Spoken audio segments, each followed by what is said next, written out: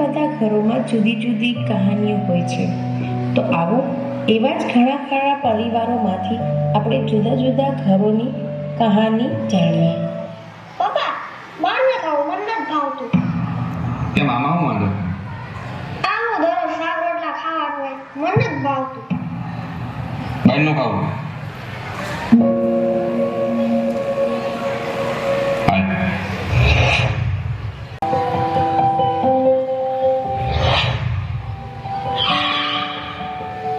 જો બેટા, જોયું કેવી રીતે ખાય છે?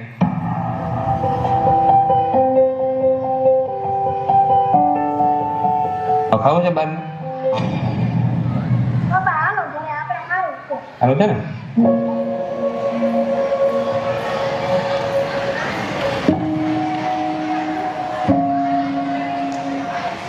કેવું લાગે?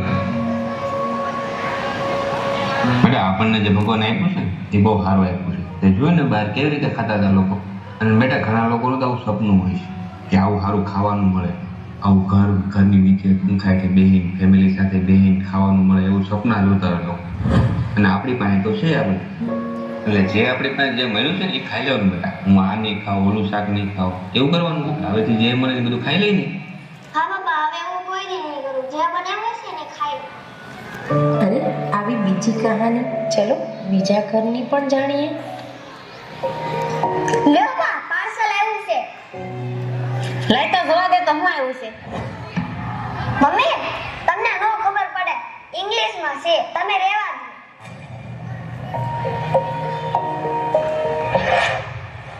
પપ્પા, કાલે અમારી સ્કૂલમાં પેરેન્ટ્સ મીટિંગ છે, તમે આવશો ને? નહીં બેટા, કાલે તો નહીં આવે. કાલે બહુ બધું કામ છે ને રજા નથી મળે. એક કામ કરજે, તાર મમ્મી આવશે.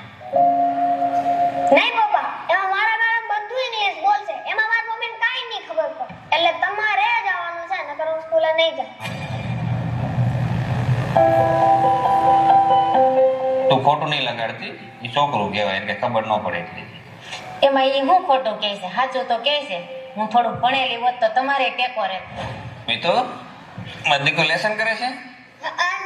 મારો દીકરો મોટો થઈ ગયો કા? ને હોશિયાર પણ બેટા તને ખબર છે કે તારે ઘણું બધું સમજવાનું બાકી છે અને શીખવાનું પણ બાકી છે.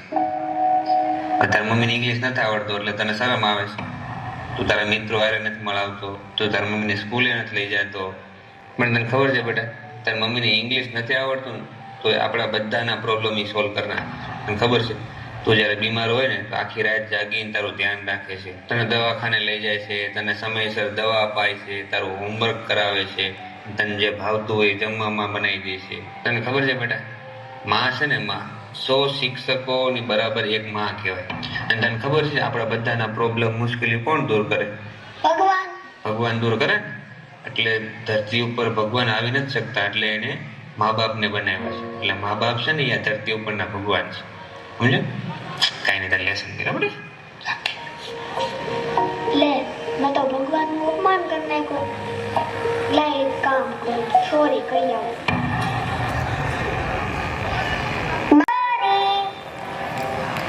આવો હવે જોઈએ વૃદ્ધ પિતાની કહાની બતાવતું ઘર. હાલે ઝડપ રાખ, ત્યાં મંદિરે પછી લાઈન થઈ જાય, મોડું થાય છે.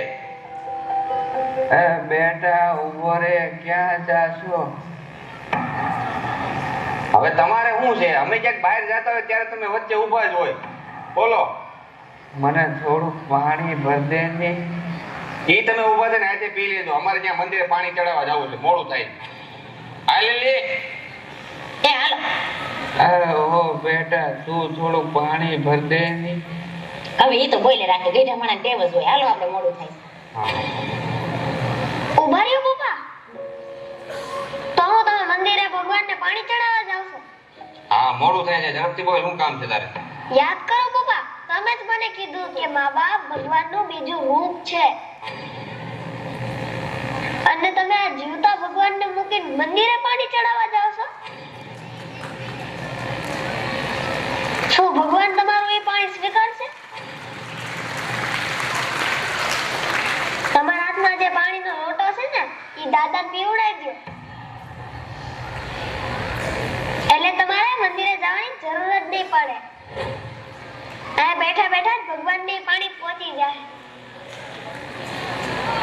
વૃદ્ધ માતા પિતાનો ત્યાગ કરતું આ ઘર જેની કહાની આપણે જાણીએ.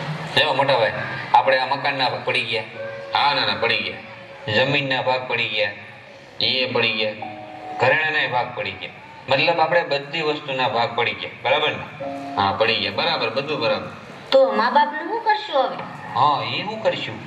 તો એક કામ કરીએ, આપણે ભેગા ભેગ મા બાપને ભાગ પાડી નાખીએ. હા હા મોટા ભાઈ, તમે કીધું એ કે સમજાણું નહીં.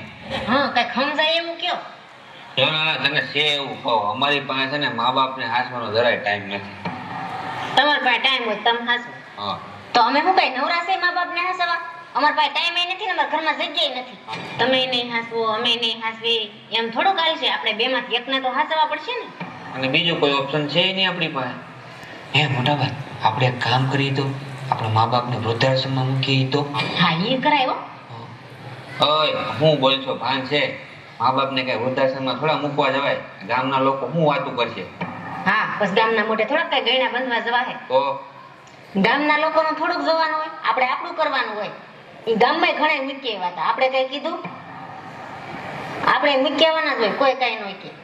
વાહ મમ્મી પપ્પા વાહ.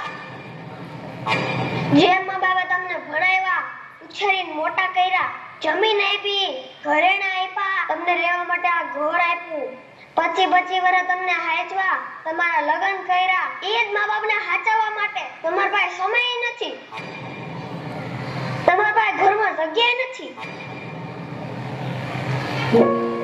યાદ કરો તમે દુનિયામાં આવ્યા હતા તે હું લઈને આવ્યા હતા. મા બાપ ન હોત ને તો તમે ન હોત. અત્યારે તમે વૃદ્ધાશ્રમમાં મૂકવાની વાત કરો છો, તો ભેગા ભેગ તમારો બુકિંગ કરાવતા આવજો, કારણ કે હું તમને ન્યા જ મૂકવા આવી.